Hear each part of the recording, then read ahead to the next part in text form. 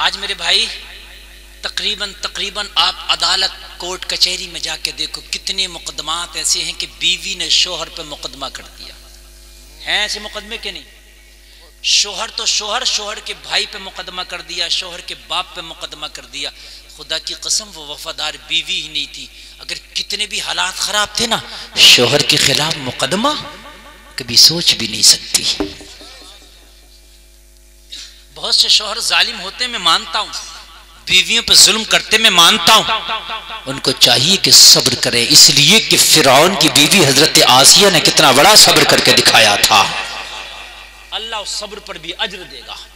ہو سکتا ہے بہت سے شوہر ظالم ہوں, ہو سکتا ہے بہت سے شوہر اپنی بیویوں کو ستاتے ہوں, ہو سکتا ہے بہت سے شوہر اپنی بیویوں کو تکلیف دیتے میں مانتا ہوں.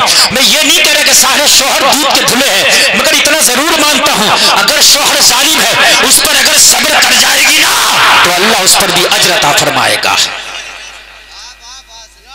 آسیہ نے صبر کر کے دکھایا.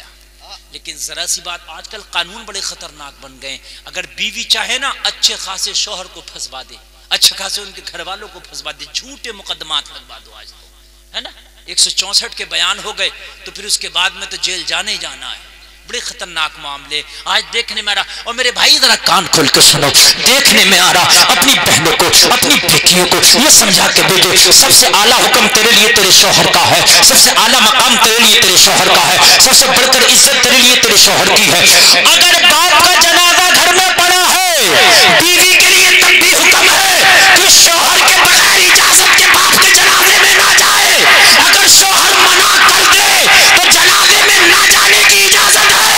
یہ ہے شوہر کا مقام. یار وہ بیوی کون سی ہے شوہر کو پتا نہیں ہے, بیوی بازاروں میں گھومتی پھر رہی ہے. کیا بات ہے مفتی صاحب, کوئی جواب نہیں. جھوٹ چل رہے ہیں. شوہر سعودیہ میں بیٹھا ہے, بازاروں میں ٹہل رہی ہے, جھوٹ بتا رہی ہے میں خالہ کے گھر ہوں, میں پھوپھی کے گھر ہوں, میں فلاں کے گھر ہوں, میں فلاں کے گھر ہوں, جھوٹ بتاتی پھر رہی ہے. بھئی کیسی بیوی ہے یہ؟ آپ شادی کرتے وقت اس وقت تو مال ٹال ظاہری اسباب دیکھتے ہیں. کاش تم نے نیک بچی اگر دیکھ لی ہوتی نا تو تم بہت مصیبت سے بچ گئے ہوتے. آج کتنے دولہا لڑکے شوہر کے بھائی باپ جیل میں پڑے, ان بیچاروں کا کوئی قصور نہیں مگر اس نے سب کو پھانس دیا تھا اس لیے وہ جیل کی ہوا کھا رہے ہیں. اور بھائیوں ایسا ظلم نہ کیا کرو. اگر تھوڑی بہت شوہر کی بیوی کی نہ اتفاقیاں ہوتی ہیں ہو جاتی ہیں, مار پیٹ بھی اگر ہو گئی تو ہو گئی, لیکن اتنی خطرناک جلدی سے مقدمے نہ لگا دیا کرو جا کے. اس لیے کہ وکیلوں سے جا کے تو جو بیان کر دو گے وہ اور نمک مرچ لگا کے اس میں جو ہے اور جا کر کے کیس کو سخت بنا دیا جائے گا. کتنے بے گناہ آج بھی پس رہے ہیں جیل میں, ان کا کوئی گناہ نہیں ہے, بس گناہ اتنا ہے کہ بے چلن لڑکی کو اپنے گھر میں لے آئے تھے. لڑکے کا بوڑھا باپ بھی جیل میں کھچا پھر رہا ہے. یہ ہمارے پاس فون آتے ہیں, اس طرح کے مقدمے آتے ہیں بہت سے. حضرات بڑے تباہ ہو گئے, برباد ہو گئے حضرات. لڑکی نے مقدمہ کر دیا, ہماری بیٹیوں تک کو پھنسا دیا اس میں, ہم میرے دوسرے بیٹوں کو پھنسا دیا, میں بوڑھا ہوں مجھے بھی پھنسا دیا. اور لوگوں ایسا نہ کیا کرو, بڑا خطرناک معاملہ ہے. اتنے جھوٹے آج کل بڑے معاملات سخت ہیں, بڑے قانون سخت ہو گئے. آپ ذرا سا منہ سے نکالو, لڑکی اگر جھوٹے کو بھی کھڑی ہو جائے نا تو اس کے کیس لکھ لیے جاتے ہیں. بڑے سخت معاملات ہیں یار ایک دم. یہ شوہر بہت بڑی چیز ہے. ابھی اگر معاملات خراب ہوئے نا تو تھوڑے دنوں کے لیے دوری اختیار کر لو, دوری اختیار کر لو. ہو سکتا ہے تمہارے غصے ختم ہو جائیں, جو تمہاری ذہنوں میں نفرتیں ہیں وہ دور ہو جائیں, یہ نفرتیں محبتوں میں بدل جائیں. تھوڑی دیر کے لیے دور ہو جاؤ, اس کے لیے جب یہ نفرتیں دور ہو جائیں تو پھر قریب ہو جانا, پھر ہو جانا قریب.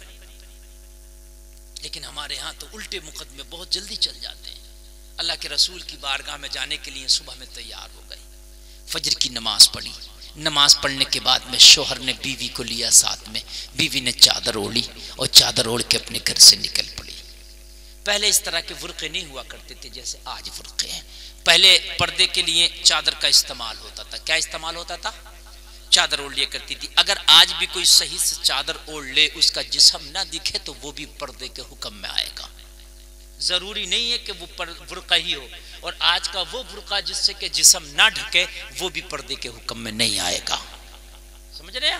تو تو چادر اوڑی اور چادر اوڑنے کے بعد میں نکلی شوہر کے ساتھ چلی، راستہ چل رہی تھی، اللہ اللہ صبح کا وقت تھا، شوہر کو اچانک ٹھوکر لگی، ٹھوکر لگ کے زمین پہ گرا، پیر میں چوٹ لگی، سیدھا کھڑا ہوا، جیسی کھڑا ہوا چوٹ زیادہ تھی، کھڑا نہیں ہو پایا، بیوی سے کہا ذرا سہارا دے میں کھڑا ہو جاؤں، بیوی نے سہارا دے کے کھڑا کیا، اب چلنے کے قابل نہ رہا، بیوی نے کہا گھر لوٹ چل، اب مجھے طلاق نہیں چاہیے۔ عجیب معاملہ ہے، جب میں صحیح تھا تو طلاق چاہیے تھی، آج چوٹل ہو گیا، کج ہو گیا، پیر ٹوٹ گیا تو طلاق نہیں چاہیے۔ بڑا عجیب معاملہ ہے، کہنے لگی گھر چل، مجھے اب طلاق نہیں چاہیے، مجھے اب زندگی سے کوئی شکایت نہیں۔ کہنے لگا جب کیوں چاہیے تھی اب کیوں نہیں چاہیے؟ تو بیوی کا بیان سنو، کہنے لگی بات یہ ہے جب سے میں تیرے نکاح میں آئی تھی نا، آج تک میں نے تیرے اوپر کوئی پریشانی آتی ہوئی دیکھی نہیں، کوئی تکلیف تیرے اوپر نہیں آئی، تیری طبیعت تک خراب نہیں ہوئی، اور جس پہ کبھی کوئی پریشانی نہ آئے نا، اس کے بارے میں فرمایا گیا ہے وہ اپنے ایمان کا جائزہ لے، اس لیے کہ پریشانیاں ایمان والوں پہ آتی ہیں، پریشانیاں ایمان والوں پہ آتی ہیں، کبھی کبھی نیک لوگوں پہ بہت تکلیفیں آتی ہیں، اللہ انہیں آزماتا ہے، اور اللہ نے فرمایا بھی ہے وَلَنَبْلُوَنَّكُمْ بِشَيْءٍ مِّنَ الْخَوْفِ وَالْجُوعِ وَنَقْصٍ مِّنَ الْأَمْوَالِ وَالْأَنفُسِ وَالثَّمَرَاتِ، ہم ضرور آزمائیں گے، کبھی مال کی کمی کر کے، کبھی رزق کی کمی کر کے، کبھی جانوں کی کمی کر کے، کبھی خوف کے ذریعے تمہیں آزمائیں گے، اللہ آزماتا ہے۔ کہنے لگی کبھی تجھے پریشانی نہیں آئی؟ میں اس کشمکش میں تھی کہ تیرا ایمان مضبوط ہے کہ کمزور ہے، اللہ تو مضبوط ایمان والوں کو آزماتا ہے، تیرے پر کوئی آزمائش ہی نہیں آئی، اور میں نے تو یہ سوچا تھا میرا شوہر وہ ہونا چاہیے جس کا ایمان مضبوط ہو، تجھ پر کوئی تکلیف نہیں آئی، میں شک میں پڑ گئی تیرا ایمان مضبوط ہے کہ نہیں، اس لیے میں چاہتی تھی طلاق لے لوں، لیکن اب تیرے چوٹ لگی ہے، تیرے اوپر بھی تکلیف آئی ہے، پتہ چلا تیرا ایمان مضبوط ہے۔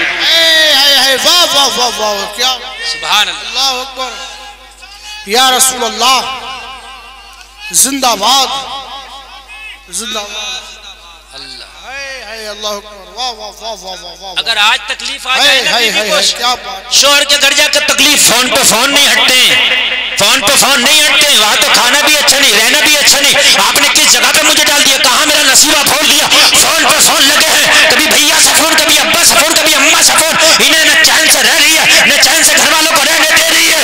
اے میری بہن، اگر شوہر کے گھر کبھی تکلیف ملے اور اس تکلیف پہ تو صبر کر لے تو اللہ تیرے لیے جنت کے عیش و آرام لکھ دیتا ہے۔ واہ واہ واہ واہ، نعرہ تکبیر، نعرہ رسالہ، مسلک اعلیٰ حضرت خطیب ہندوستان مفتی گلفام رام پوری، نعرہ تکبیر، نعرہ رسالہ، اللہ تیرے لیے جنت کے عیش و آرام لکھ دیتا ہے۔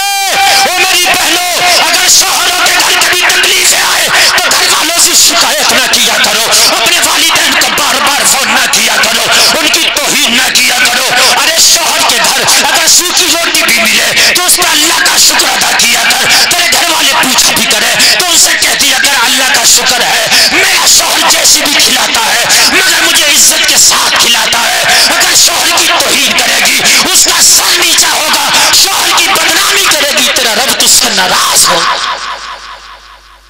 جیسی بھی روکھی سوکھی ملے اپنے شوہر کی تو بدنامی نہ کیا کر، جیسی بھی ملے نا وہ عزت کی، سوکھی بھی ہے نا وہ تیرے شوہر کے گھر تیری عزت کی ہے، خدا کی قسم ان ٹکڑوں میں تیری عزتیں بڑھیں گی، چار چاند لگیں گے۔ اگر